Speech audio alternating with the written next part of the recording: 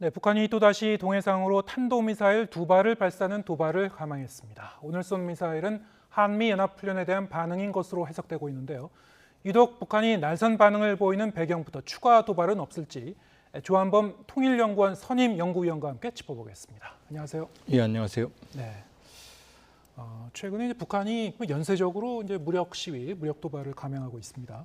일단 오늘 단거리 탄도미사일은 탄도미사일 발사로 이제 8일 만이죠. 그리고 지난주 이제 금요일 날 공개했었던 이른바 이 수중 드론 형태의 무력 시위, 그로부터는 이제 4일 만이고 워낙이 다양한 형태의 신무기를 쏟아내고 있기 때문에 오늘 발사한 탄거리 탄도 이 미사일도 어떤 특징이 있는지 북한이 추후 공개할 수도 있겠습니다만 오늘 이제 제한된 내용입니다만 공개된 사실로 봐서 어떻게 판단하고 계십니까? 지금 북한이 쏘고 있는 미사일들의 특징이 다 핵탄두 탑재용이에요. 네. 사실은 이제 언론에서 12일부터 도발을 얘기를 하는데 사실은 9일부터입니다. 네. 왜냐하면 그 이전에 한미연합훈련에 대해서 김정은, 김여정 모두 경고를 했고 그다음에 이제 9일 6발, 최소 6발의 신형 전술 유도무기를 발사했는데 북한 표현대로 하면 그것도 핵탄 탑재가 가능해요. 예. 그다음에 KN-23 이게 이스칸데르죠. 핵탄도 원래 탑재가 가능합니다. 이걸 두 차례 쐈고 그다음에 신형 이 화성 17형 ICBM도 쐈고요. 그다음에 전략 순항 미사일도 한 번은 잠수함에서 한 번은 이제 지상에서 두 차례 쐈죠. 그렇게 보면 북한이 가지고 있는 핵탄도 탑재 미사일을 계속 쐈거든요. 근데 네. 지금 요 시기에 안 쏜 게 이제 KN-24 네. 이제 북한판 에이테킴스라고 그러는 예. 그게 이제 사거리가 400km 내외입니다. 그러니까 예. 이게 370이니까 가능성이 있죠. 예. 그다음에 김 위원장이 직접 핵탄두 탑재가 가능하다고 했던 다연장 초대형 방사포 600mm도 사거리가 한 400km 내외고 예. 핵탄두 탑재가 가능합니다. 그러니까 이번 두 발은 그동안 최근에 보여주지 않았던 KN-24 북한판 에이테킴스 아니면 초대형 방사포일 가능성이 매우 높고요. 네. 그리고 이제 그게 특정한 목표 지점을 그러니까 황해북도 중화에서 예. 동해안을 쏜 거거든요. 예. 그렇게 보면 특정한 지점을 지금 알섬 사격장으로 추정이 되는데 예. 보면 핵탄두를 탑재한 전술적 타격 능력을 보여줬다 이렇게 볼 수 있고 이제 동해에서 한미가 이제 그 쌍용훈련, 해상훈련을 하고 있거든요. 연합훈련. 그러니까 거기에 대한 대응으로 보여집니다. 네. 말씀하셨다시피 지금 타이밍상으로 보면은 한미 연합훈련, 특히 이제 미국 항공모함 니미츠함이 이제 이게 들어오는 그 시점에 맞춰서 이렇게 단거리 탄도미사일을 또 한 번 이제 발사했습니다만 또 아울러서 이제 쌍용 훈련, 한미 이제 해병대가 연합으로 훈련하는 이제 상륙 그 훈련이죠. 쌍용 훈련도 이제 아울러서 좀 의식하고 있는 것이 아닌가 이런 생각도 듭니다만, 예, 어떻게 보고 계십니까? 근데 그 한미 연합훈련 중에서 지휘소 연습보다 네. 북한이 가장 이제 신경 쓰는 게 야외 기동 훈련입니다. 예. 그러니까 실병력이 움직이는. 그러니까 과거부터 팀 스피릿 훈련 때부터 북한이 한미가 연합훈련을 하면은 내부적으로 준전시 제도로 바꿨어요. 네. 지금 북한이 그렇습니다. 그 종일 보통 이제 오후 방송을 하는데 북한 텔레비전 오늘 평일인데도 계속 오전 방송을 하고 있고 계속해서 전시 가요, 그다음에 전시에 대한 회상, 그다음에 노병들, 그다음에 전쟁 영화 이런 걸 계속 보여주고 있거든요. 예. 그러니까 북한은 여기에 대해서 매우 이 고강도로 최대 내적으로 그다음에 이제 무력 도발도 역시 대응을 하고 있는 거고. 근데 문제는 이제 쌍용 훈련이 상륙 훈련이거든요. 네. 그럼 4단급이면 이 동해안의 4단급 상륙 훈련이 만일에 상륙이 시행이 된다고 그러면은 북한의 입장에서는 어디로 상륙할지 모르거든요. 그러면은 몇 개 군단이 해안을 지켜야 되거든요. 그러니까 이 상륙 훈련은 상당히 많은 북한군을 이 해안 지역에 묶어줄 수 있는 효과가 있거든요. 예. 근데 거기에 또 북한은 해군 전력이 없기 때문에 적절하게 또 대응을 할 수가 없어요. 그러니까 이 쌍용 훈련에 대해서 강력하게 반발을 하고 있는 거고. 네. 그러면 이제 본인들은 재래식 전력으로 안 되니까 이제 핵탄두로 제압을 하겠다 그런 이제 메시지를 전달하고 있는 겁니다. 예. 상륙 훈련을 하게 되면은 북한 쪽에서도 거기에 상응하는 어떤 그 경계 태세를 유지하기 위해서 이 부대를 이동시키고 경계 태세에 들어가나요? 그렇게 가죠. 그런데 예. 이제 문제는 지난해 그 10월부터도 한 두 달 정도 집중적인 한미 연합훈련에 대응을 했거든요. 예. 그때는 본인들 주장으로 500여 대 항공기도 뛰어봤고 대규모 포병 전력도 해봤고 지금 과거 해보니까 돈이 많이 들거든요. 네. 힘이 많이 들거든요. 그러니까 지금 그런 게 없죠. 예. 그러니까 철저하게 본인들 체제 내구력으로는 대응이 어렵기 때문에 예. 대응 훈련을 못 하죠. 그러니까 비대칭, 핵으로 지금 대응을 하는 겁니다. 경계 대선 들어가 있지만 네. 동일한 형태의 훈련을 못 하는 거죠. 네. 말씀하신 대로 이제 이달 들어서 북한이 연쇄적으로 이렇게 무력 도발을 하고 있습니다만 내용들을 보면은 무슨 훈련 그 앞에 이제 핵이라는 이제 접두사가 다 붙습니다. 대부분이 이 전술핵을 이제 염두에 둔 여러 가지 이제 그 다양한 형태의 이제 신무기를 이제 선보이고 있는데 지난 이제 금요일 날 특히 이 공개를 했었던 이른바 이제 핵 무인 수중 공격정 이게 이전에는 이제 못 보던 형태의 무기라서요. 어떻게 보셨습니까? 조금 이제 놀랬죠. 네. 근데 이제 사실은 무인 공격 정이라고 정은 뭐냐면 500톤급 이하의 함정을 정이라는 표현을 합니다. 예. 그 이상은 이제 함이라고 명칭을 붙이고 그럼 정이라고 그러면 적어도 수백 톤 정도의 100톤, 200톤 정도 규모를 갖춰야 되는데 그러니까 이 크기를 보면 그냥 어뢰를 좀 키운 정도예요. 네. 그러니까 핵 어뢰로 봐야 되겠죠. 원리는 사실상의 이제 일반적인 어뢰하고 예. 비슷한 거라고 그리고 보면 핵 됩니다. 원래는 네. 새로운 게 핵 예. 어뢰는 원래 새로운 게 아니고요. 50년대 개념 개발이 이루어졌고 예, 60년대 이미 실전 배치가 이루어졌어요. 그렇습니까? 근데 예. 실제적인 효과, 성능이나 이런 것들에 의문이 생기기 때문에 네. 사실은 미국은 운영을 안 합니다. 네. 러시아만 운영을 하고. 근데 러시아가 최근에 이제 핵 어뢰를 개발한 개념은 뭐냐면 물론 이제 러시아는 해군력이 작죠. 예. 미국에 비해서. 그러니까 핵으로 적함선을 제압한다 이런 개념을 채용을 했는데 최근에 이제 포세이돈이라고 하는 러시아의 뭐 궁극의 무기, 종말의 무기라고 하는 게 왜 그게 주목을 받게 되냐면 그게 연상돼서 지금 우리가 주목하는 거거든요. 그 포세이돈은 직경이 한 2m 됩니다. 예. 그리고 길이가 20에서 한 24m 되거든요. 네. 그다음에 이 엔진도 원자로를 이용하거든요. 예. 그러니까 거의 100에서 200km 수중에서 갈 수가 있고 예. 중요한 건 탄두부를 4 내지 5m, 직경 2m에 4 내지 5m면은 이론적으로 수십 메가톤을 달 수 있거든요. 네. 수십 메가톤이면은 히로시마에 떨어져 있던 거에 수천 배입니다. 예.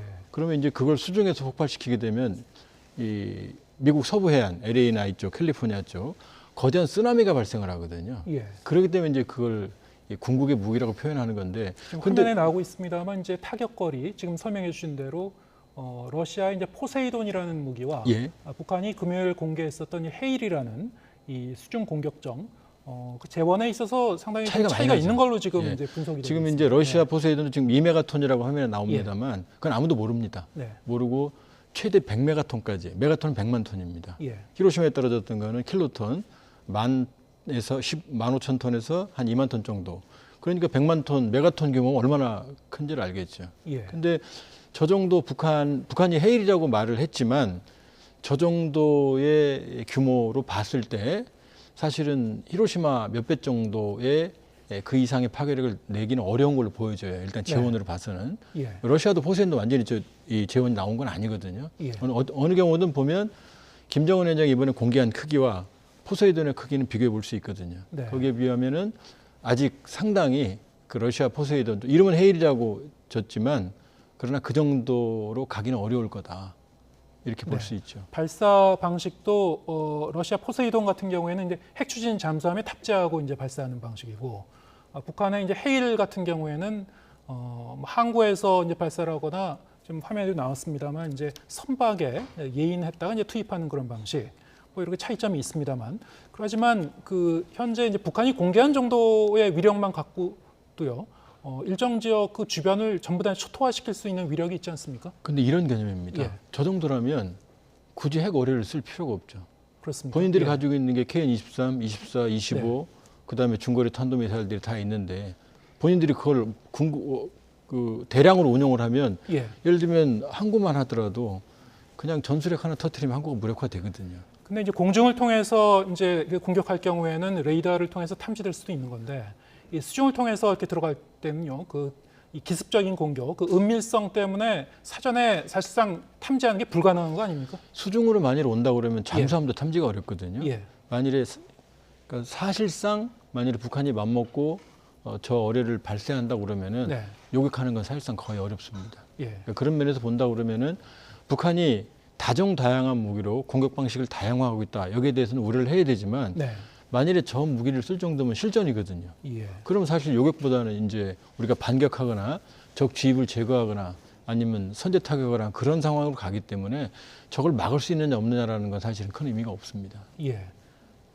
북한이 이제 금요일 날 공개를 했었던 보도를 했었던 이제 또 하나의 이제 무기, 이른바 이제 이 순항 미사일을 다시 이제 공중에서 폭발시켰다고 했습니다. 폭발시킨 이제 고도가 그 전에 이제 며칠 전에 단거리 이 탄도 미사일을 폭발시켰다는 고도와는 조금 차이가 있었어요. 어떻게 보셨습니까? 원래 지금 우리가 알고 있는 그러니까 일반적인 그 대포 포탄은 예. 물리적으로 땅에 부딪히죠. 그 충격파가 매우 물리적인 충격이 크거든요. 그런데 핵폭탄은 땅에 부딪힐 필요가 없죠. 위력이 예. 워낙 크니까 히로시마 나가사키도 모두 공중 폭발이었습니다. 네. 왜냐하면 그러면 폭발 범위가 광범위하거든요. 정확하게 히로시마가 저 정도 고도였습니다. 600m. 예. 그러니까 800m에 폭발시켰을 때 언론들이 히로시마 600m를 얘기했거든요. 네. 그러니까 아마 의도적으로 600m 상공으로 올린 것 같아요. 왜냐하면 이 순항 미사일은 고도가 한 100m 정도거든요. 예. 근데 이번에 북한이 보여준 영상을 보면 초저공 비행도예요. 한 30m 정도. 예. 그럼 마지막에 최종적으로 다시 올라갔다는 얘기거든요. 올라가서 폭발했다는 얘기거든요. 그러면 의도적으로 광범위한 지역에 피해를 입힐 목적으로 했던 거고 그건 특별한 게 아닙니다. 네. 그러니까 대부분의 그 핵탄두가 공중 폭발하게 돼 있습니다. 네. 그러니까 히로시마라고 하는 그런 그 히로시마의 고도 예. 높이에 맞춰서 터뜨렸다 이렇게 봐야겠죠. 그렇군요. 과거에는 이제 북한이 뭐 여러 가지 그 전략 미사일을 공개하기도 하고, 뭐 전술 무기도 이제 공개하기도 하고, 근데 이번에 이제 연쇄적으로 이 발사한 무기의 대부분은 한반도 이제 주변 지역을 이 타격하기 위한 그런 이제 무기들입니다. 뭐 공중, 뭐 지상, 뭐 수중 여러 가지 이제 그 방식은 다양합니다만. 주로 이제 한반도를 겨냥한 한반도 주변 지역을 겨냥한 이런 그 이른바 전술 핵무기 연쇄적으로 지금 공개하는 뭐 이유가 있을까요? 지금 그 지점이 이제 사실은 북핵 문제가 질적으로 전환한 겁니다. 예. 왜냐하면 과거에는 핵 문제는 북미 관계다. 그다음에 우리가 가진 핵무기는 한반도의 평화를 지켜준다. 네. 오히려 남한 동포를 지켜준다. 이런 논리였거든요. 예. 근데 작년 9월에 핵무력 법제화하고 여기 이제 남한 포함한 선제 공격 다 들어있죠. 그리고 그 이후에 9월 25일부터 10월 9일까지 김정은 위원장이 7차례 전술핵 운용 부대를 훈련을 지도했는데 그때 모의 핵탄도를 달아서 남한을 공격하는 훈련을 해요. 네. 항구, 비행장, 주요 시설.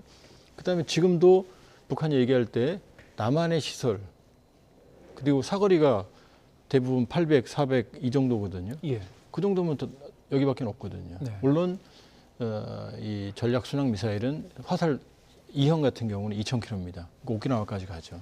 그러니까 한반도 전구를 공격할 수 있는 핵 공격 훈련을 지금 빈번하게 하고 있는 거예요. 네. 그러니까 미국에 대한 ICBM 능력은 미지수입니다.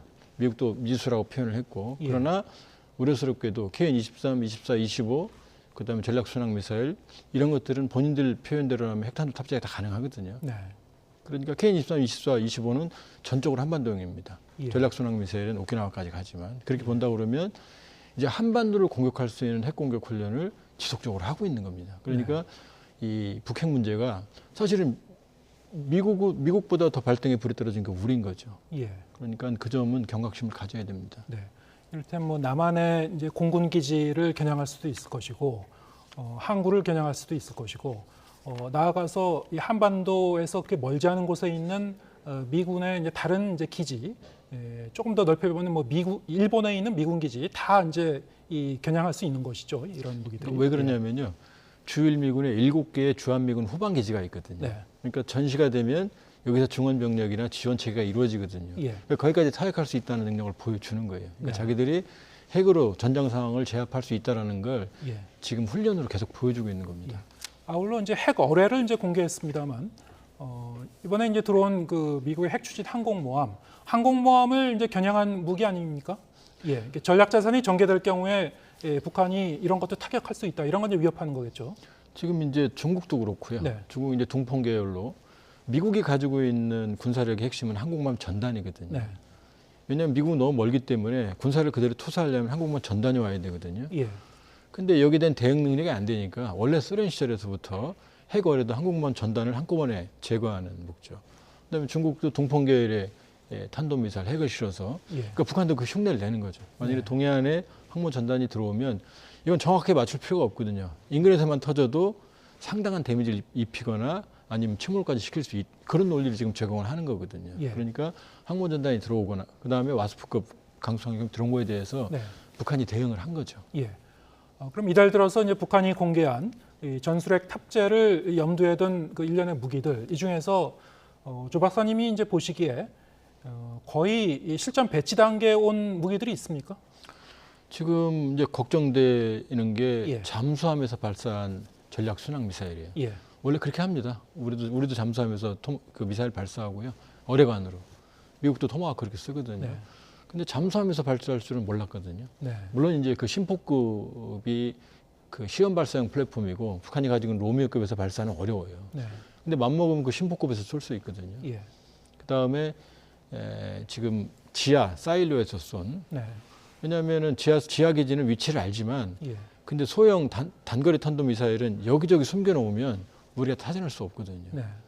그다음에 이번에 쏜 핵 어뢰도 북한 표현으로 핵 어뢰도 사실은 그러니까 북한이 공격할 수 있는 다양한 수단을 확보한 거고요. 이게 다 우리한테는 위협이 돼요. 예.